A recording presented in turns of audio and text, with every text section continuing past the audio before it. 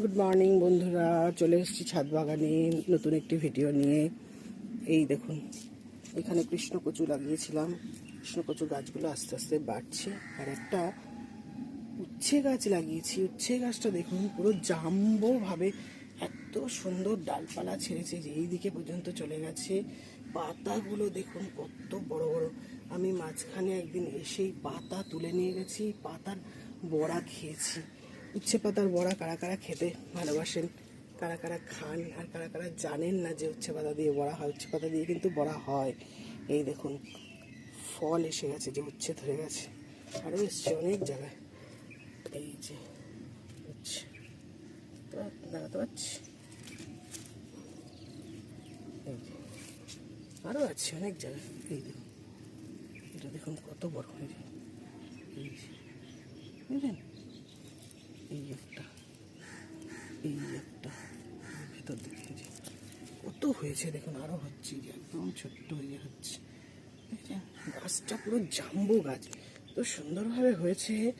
গাছটা যদি ভালোভাবে হয় না, এই গ্রো ব্যাগটায় আছে গাছটায়, যে গাছের গোড়াটা, আর সেই গ্রো ব্যাগটা একটা টমেটো গাছ আছে, একটা লঙ্কা গাছ ছিল, গাছটা মরে গেল। আর এই যে আরেকটা মেক্সিকান কোরিয়েন্ডার রয়েছে। এই কটা গাছ একসাথে রয়েছে, এইটার মধ্যেই এই গাছটা হয়েছে। গাছটা যদি ভালোভাবে হয় অনেক ফল দেবে। আর এই যে ছেঁচি শাক তো অনেক বসিয়েছিলাম, মাঝখানে একদিন কেটে খেয়েছি, আরও হচ্ছে। আর এইখানেও একটা উচ্ছে গাছ উঠিয়েছি, এই যে এটাও যাচ্ছে ওর সাথেই একইভাবে। এখানে একটু মাচা মতো করে দিয়েছি, এই মাচার মধ্যেই উঠবে। দেখুন এইখানটা দেখুন, এই যে নোটে শাক, এই যে গুচ্ছভাবে হলে একরকম হয়, গুচ্ছভাবে হলে না বড্ড ঘিঞ্জি হয়ে মানে বেশি মোটা হয় না। এখানটা গিমাও আছে।